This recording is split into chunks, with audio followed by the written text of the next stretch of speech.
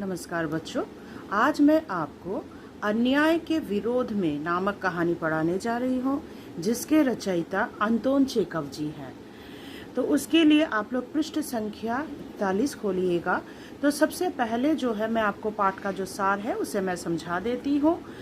तो इस कहानी के द्वारा लेखक यही संदेश देना चाहते हैं कि इस दुनिया में भीरू धब्बू बने रहने से उन्हें कोई स्थान नहीं मिलने वाला।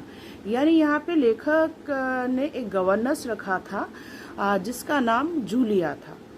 तो यहाँ पर वो बहुत ही लेखक कहते हैं कि जो लोग भीरू दब्बू बने रहते हैं, लोग यही चाहते हैं कि उनका नाम क्या है आगे बढ़ता रहे, उन्हें समाज में इज्जत मिले, तो इसीलिए वे अगर चुप करके रहते हैं तो वहाँ पर क्या है उन्हें वे लोग कुछ हासिल नहीं कर पाएंगे।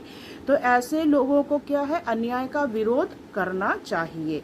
तो यहाँ पे जूलिया लेखक के दो बच्चे थे, एक का नाम था कोलिया और एक का नाम था तानिया। तो ये दोनों बच्चों के लिए लेखक एक गवर्नेंस रखते हैं। यहाँ पे लेखक कौन है? अंतोन चेकव। तो तब जब 2 महीने हो जाते हैं तो जूलिया क्या है अपना तनख्वाह नहीं मांगती, वो चुपचाप सहती है, रहती है, चुपचाप रहती है। अब लेखक एक दिन बुलाते हैं, उसे बुलाकर पूछते हैं तुम्हारे यहाँ काम करते हुए कितने दिन हो गए? तो जूलिया कहती है 2 महीने 5 दिन। तो लेखक कहते हैं नहीं, तुम्हारे सिर्फ 2 महीने ही हुए हैं।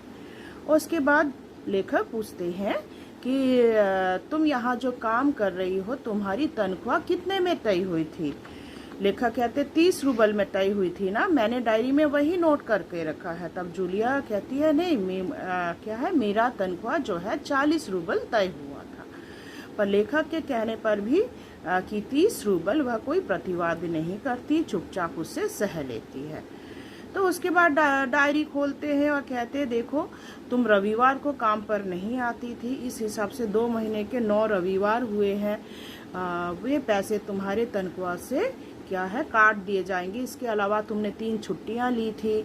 फिर क्या है जब मेरे दांत में दर्द था तो तुम्हें हाफ डे मिला था, मतलब तुम्हें घर भेज दिया गया था। जब कोयला को बुखार था तो तुमने सिर्फ तानिया को पढ़ाया था। इस हिसाब से क्या है वह तरह तरह के वजह दिखाने लगते हैं और कहते हैं कि तुम्हारे पैसे तनख्वाह काट लिए जाएंगे। आगे वे कहते हैं जब क्या है तुमने काम करते वक्त क्या है तुमने कप प्लेट तोड़ दिया था, वहाँ के प्याले के जो है 2 रूबल काट लिए जाएंगे। और फिर जब वो पार्क में बच्चों को पार्क में घुमाने लेकर गई थी तो वहाँ पर क्या है कोट जो है फट गया था। कोट के फट जाने के कारण क्या है पेड़ से अटक गया था और जिसके कारण क्या है कोट जैकेट जो है वह फट गई थी, खरोच लग गया था। तो जिसके कारण उसका भरपाई करने के लिए क्या है 10 रूबल क्या है तुम्हारे तनख्वाह से काटे जाएंगे। सिर्फ इतना ही नहीं, ये भी कहते हैं कि देखो तानिया के चप्पल जो है वह चोरी हो गए थे, तुम्हारी लापरवाही के कारण क्या है नौकरानी ने चोरी कर लिया था, इसके कारण 5 रूबल काट दिए जाएंगे। इस प्रकार तनख्वाह से रुपए काटते काटते आखिर वह कितना हुआ 11 रूबल में जाकर अटका। मगर यह इसके बावजूद क्या है जूलिया कुछ नहीं कहती, वह चुपचाप अन्याय को सहती है। उसे बहुत मन ही मन बहुत आक्रोश आता है, पर फिर भी वह प्रतिवाद नहीं करती, वह अपने कपड़ों को सिर्फ सिकोड़ती रहती है। अब लेखक उसको देखकर जब उसके हाथों में 11 रूबल देते हैं तो वो चुपचाप क्या करती है, वो 11 रूबल अपने पॉकेट में जेब में रख लेती है और धन्यवाद देती है। अब लेखक को काफ़ी क्रोध आ जाता है और फिर उसे पूछते हैं तुम किस बात का तुम धन्यवाद दे रही हो?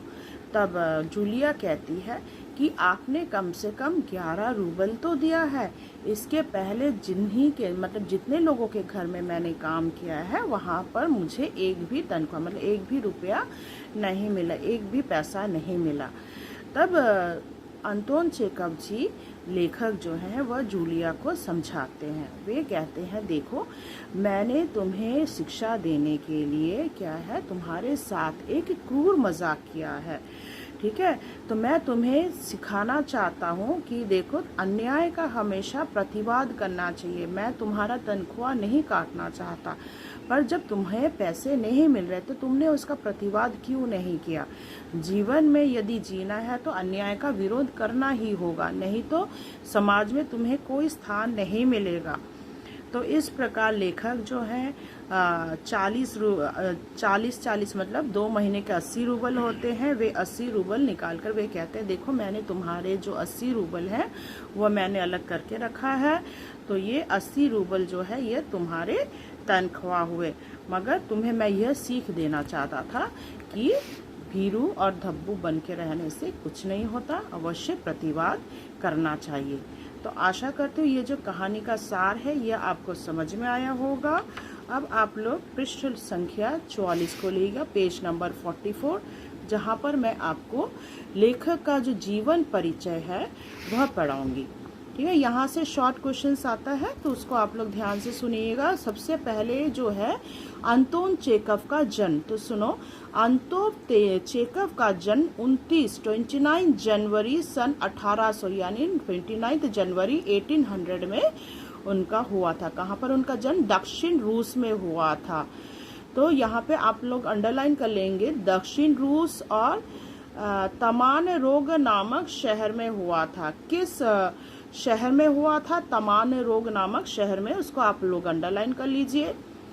20 वर्ष की आयु में, जब लेखक 20 वर्ष के थे तो इन्होंने लिखना आरंभ किया था। 20 वर्ष की आयु से लिखना आरंभ किया।